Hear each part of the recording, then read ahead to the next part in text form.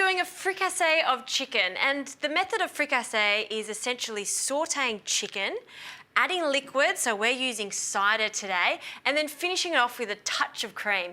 A dish like this really is something that I adore. It's classical French cooking, and it's actually quite easy to do. So to start with, I've got one free-range chicken, and we just want to open the pack, and we want to cut this chicken into around 8 to 10 pieces. So what I like to do when segmenting a chicken is first cutting off those wing tips and just reserve those. These are fantastic to add to chicken stock. Next is to separate the chicken legs from the chicken breast. So just with a really sharp knife, go in there, separate the skin, turn the chicken over, and then follow it around. It's very easy. The knuckle will actually break here, so it's very easy to run your knife just around that. So we can do that to the other side now. Separate the leg from the breast, turning over. So I want to separate the thigh from the leg now, and again with your knife just finding that knuckle section and just cutting through.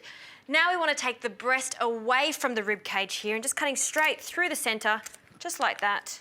And with your knife we're going to cut straight down the centre here, and all that bone in there is quite soft. All right, let's just cut the breast straight down the centre here. And last but not least, we just want to take that little wing off. That's my favourite part. So we're going to also add that to our stew. So I'm keeping everything on the bone here because of course that's just going to give our dish beautiful flavour and keep everything moist. So we need to season all our parts of chicken with salt on all our pieces, with some pepper. And now we need to flour this. So a handy tip is just to get one of these Glad bags. We're going to add some flour to this. This is the thickening agent for our dish. So just 1 to 2 tablespoons in here. And we just want to lightly coat our chicken. So we're going to do this in a few batches. Seal it and give it a good shake. Take the little bits out and repeat the process. So you can see how there's just a little bit of flour on this. In with the remaining chicken. And another good shake. All right, now I've got a saute pan on. I've got it on quite high because what we want to do is seal off all these bits of chicken. So some olive oil into a wide pan like this and in with the chicken pieces. So good sizzle.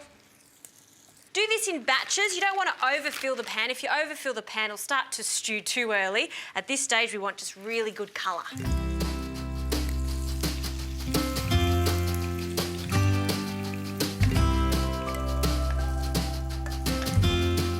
So the first step is done. We've sealed off our chicken, crispy skin there, and we've just left some of the sediment there. That sediment is going to caramelise later on and give beautiful flavour. So onto the onion, cut in half, and I just want to slice this. You don't need to dice it at all. Just make sure it's nice and thin. So it's a beautiful large onion there. So in it goes, and our carrot. So just cut it into thirds, and in it goes. So it's now time to add our pieces of chicken in with the onions and the carrot. Any juices are great for this, so we can just pour that in. And now it's time to flambe. So we just want to add a little bit of that calvados, which is an apple liqueur, and woo, flambe. So once that's subsided, we can now add our apple cider. Use any apple cider you want here, a good quality one if you can. And just let that bubble away just for a few minutes before we add our chicken stock. What I might also do is just season it just again, so just a little bit more salt and some pepper. And gosh, that smells beautiful. That calvados is just stunning in here. Then I'm going to add a bouquet garni. Bouquet garni is just some bay leaf. I've got some thyme and some parsley. I've just tied it up just to make it easier to fish out later. That goes in. We're just going to let that bubble away really gently for about 45 minutes, and then we're going to finish it off with some delicious cream.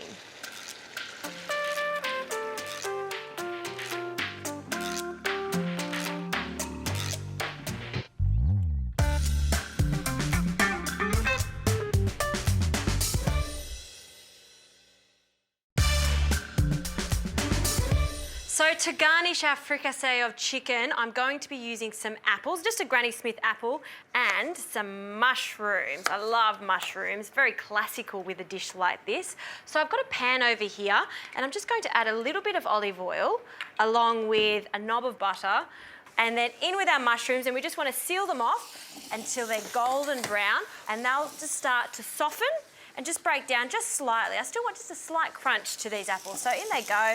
While they're cooking, let's have a look at the pièce de résistance. The smell, I can smell the bay leaf. Those sweet onions have cooked down, and that sauce is going to be just sensational. So I just want to remove the chicken. You can see it's beautiful and soft, falling off the bone.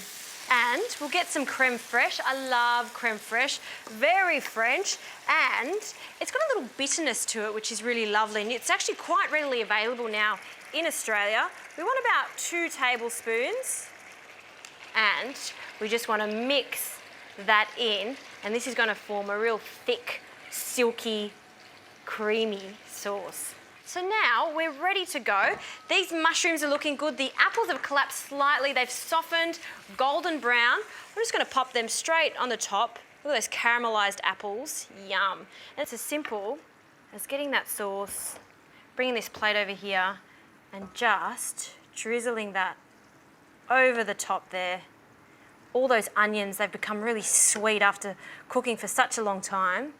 And the best thing to serve this with, well, of course you can do creamy mashed potato.